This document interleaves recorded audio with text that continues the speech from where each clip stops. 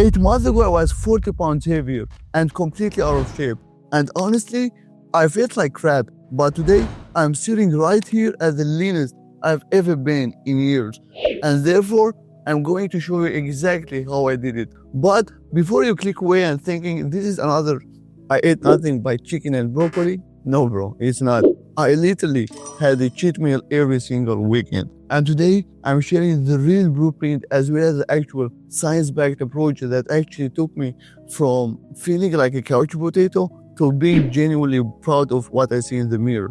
Throughout the journey, I tracked weight every single week for 33 weeks straight. As you can see in this beautiful paper sheet, I took it and converted it into a more beautiful format in order for you guys to know what actually happened.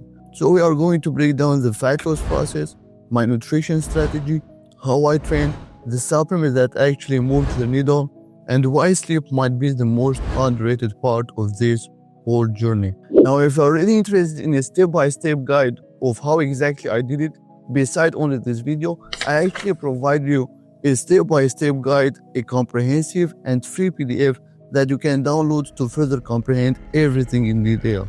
So let's dive in. Alright, let's start with the foundation.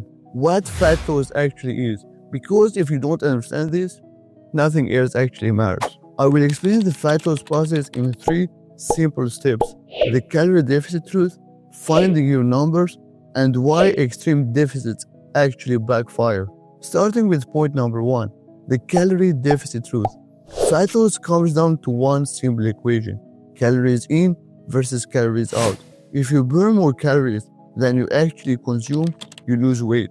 If you consume more than you burn, you gain weight. It is literally that simple. Now I know what you are thinking, but what about metabolism? What about hormones? What about my thyroid? And so on, right? Look, all that stuff can actually influence the equation, but they never break it. It's like saying gravity does not work simply because feathers fall slower than rocks. Go figure, right? Point number 2, finding your numbers. The first thing I did was figuring out my maintenance calories, the amount I could eat to maintain my current weight. And in order for you to calculate your calories, I linked you a video on knowing how exactly to do it in details. Then I created my deficit. Instead of going extreme like I had in the past, I started with a moderate 500 calorie deficit. This was sustainable and I didn't feel like I was starving myself, man. Point number 3, why extreme deficits backfire. And here is where I actually screwed out in the past. I would try to eat 1200 calories and burn 1000 calories through exercise. Sounds like it should work faster, right? No bro, wrong. Your body is not stupid. When you create too large of a deficit, your body literally thinks you are in a famine. Your metabolism slows down, your energy crashes, and most importantly and dangerously, your body starts breaking down muscle tissue for energy. Plus, you become absolutely miserable and start binge eating, which is a thing that you do not want, right? The sweet spot for sustainable fat loss is between 3 to 500 calorie deficit. It is not as fast as the extreme approach, but it is certainly the approach which works long term. Now let's talk about the nutrition side of things and how I ate to lose that 40 pounds without actually hating life. And honestly, this is exactly where the magic happens. So for that reason, I will be explaining how I ate to lose the 40 pounds through 3 points: calorie deficit execution, protein as your best friend, and meal timing and flexibility. Starting with point number 1, calorie deficit execution. I tracked everything I ate through the entire transformation, making myself a complete diet plan I actually enjoy. And I mean everything. A diet plan that I have many options to choose from for that particular meal. And that applies for every meal. But here's the key. I did not eliminate entire food groups, bro. I still had carbs, I still had fats. The difference was just I was so intentional about them. For example, I had a cheat meal every single week. I would have something like pizza, double smash burgers with some ice cream, fried chicken with some french fries, you name it, man. But I will be so intentional about my calories and adjust the rest of my day accordingly. And this actually kept me sane and prevented me from those moments where we're like, screw that, man, I'm not gonna do that anymore. Which actually derailed me in the past, to be honest. I also scheduled refeed days every 3 weeks, increasing my carb intake accordingly and taking fat in moderation. I actually explained how and when to schedule your refeed days as well as your cheat meal days accordingly and appropriately in the ebook. So go and download it. Now, point number 2, protein becomes your best friend. Now, in terms of protein intake, I aim for 1 gram of protein per pound of body weight or 2.2 grams per kilogram of body weight and decrease the amount as I was losing more fat throughout the journey.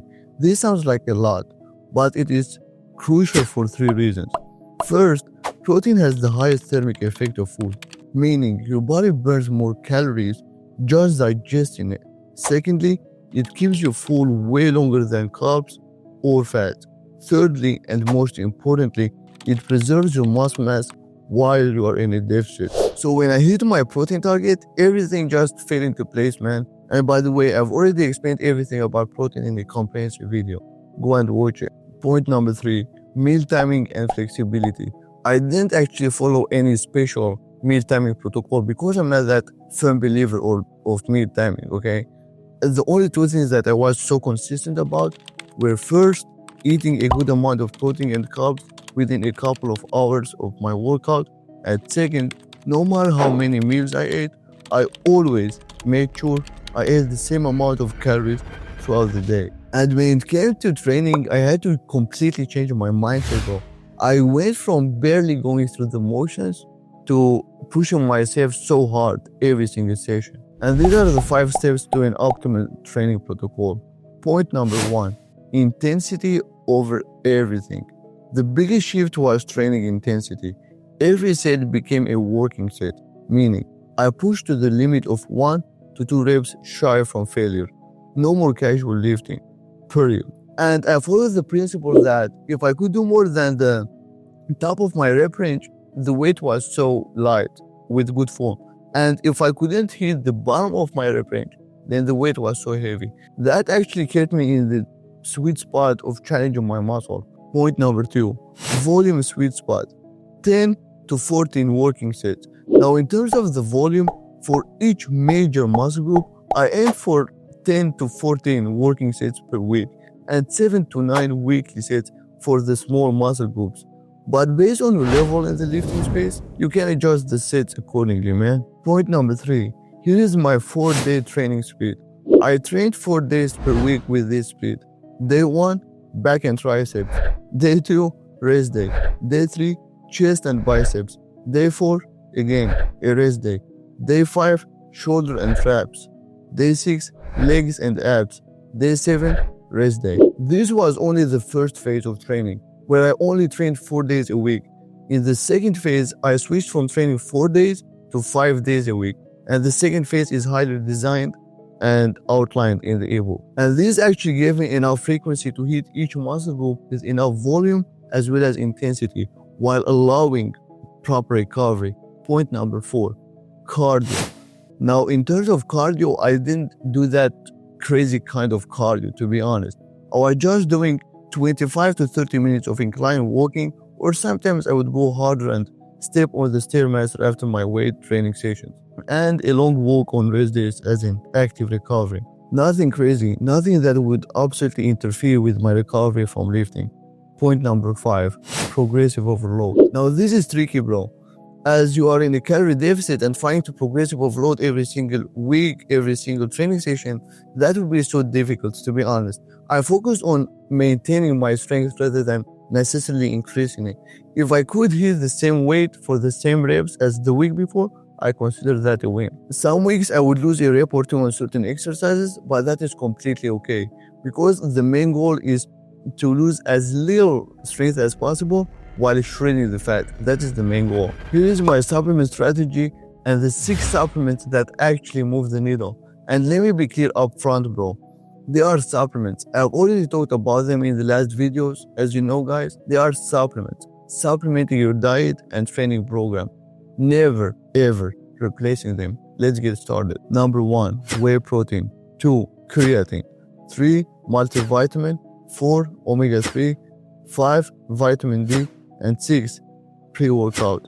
Number 1, starting with the convenience king, whey protein. I used whey protein primarily for convenience, to be honest. because getting 180 plus grams of protein daily from whole foods alone was challenging, at least for me, and especially on the busy days. I would have one scoop post-workout and sometimes another scoop in the morning, blending it with oats. It's not magic. It just made hitting my protein goal way easier. Supplement number 2, creatine, the proven performance booster. 5 grams of creatine monohydrate every single day, no loading phase, no cycling off. And creatine is literally the most researched supplement in existence, bro. Creatine helps you maintain your strength during the cut and gives you that little extra push in the gym. Plus, it is dirt cheap, like $20 for a 2-month supply. Like nothing. Supplement number 3, multivitamin, the insurance policy. A basic, no fluoride multivitamin to cover any potential deficiencies in my diet, bro. Because when you are eating less, you are also getting fewer micronutrients that could potentially lead to vitamin deficiencies, right? Supplement number 4, omega-3. I took 2 to 3 capsules of omega-3 fatty acids daily, mainly from fish oil, because the research on omega-3s for reducing inflammation and cognitive function is solid, bro. Supplement number 5, vitamin D, the mood and hormone support. So I am supplementing myself with around 100 micrograms of vitamin D daily. Adequate vitamin D levels are crucial for hormone production, mood, and immune function, all things that can get compromised during a fat loss phase. Supplement number 6, pre-workout. This actually helped me maintain my training intensity during that phase of low energy from the calorie deficit, bro. Now the key with all of these supplements is actually consistency, bro. I took all of them every single day, whether I felt like I needed them or not. Simple. Now the secret weapon, which is sleep. This is going to sound boring, but sleep is absolutely crucial for any transformation success, bro. Whether you want to lose fat or build muscle, if not the most important one. And I'm talking about game-changing, make or break important. Yes, that important. And here's why sleep might be more important than your workout. Point number 1, the hormonal connection. When you are sleep deprived, your body produces more cortisol, which is stress hormone, and ghrelin, which is hunger hormone, while producing less leptin, which is your satiety hormone and growth hormone. So, meaning, translation, you are hungrier, less satisfied after eating, more stressed, and recover worse from workouts, which is the worst thing. It is like trying to lose fat with one hand tied behind your back. Point number 2, recovery and performance. So transformation and results do not take place in the gym while you train or something. They do take place during your recovery period, bro. Primarily while you sleep. So if you're not sleeping enough, you are not recovering enough. Bottom line. I noticed a huge difference in my energy levels, mood, and performance in the gym when I prioritized 8 hours sleep versus when I tried to get by on 4 to 5 hours. Point number 3, the willpower connection. And here's something that I didn't expect, bro, and actually didn't notice until recently, which was when I was well rested, good food choices was so simple like that. But when I was tired, every decision felt like a battle, to be honest with you all, bro. Those late night cravings for junk food, they actually disappeared when I was getting adequate sleep. Now let me give you the realistic timeline, because progress does not happen overnight, bro. And that is exactly why I want you to properly 100% set your expectations. And here is the timeline. As you can see here, it took me 33 weeks, which equals 8 months of consistency. I lost 9 kilograms the first 3 months. This was the honeymoon phase, man, where everything just felt easy and the scale was moving fast. And then month 4, 5, and 6, I lost almost 8 kilograms. Here progress slowed down, which was frustrating but normal. I had to resist the urge to slash the calories further. In the last 2 months, I lost the final 4 kilograms.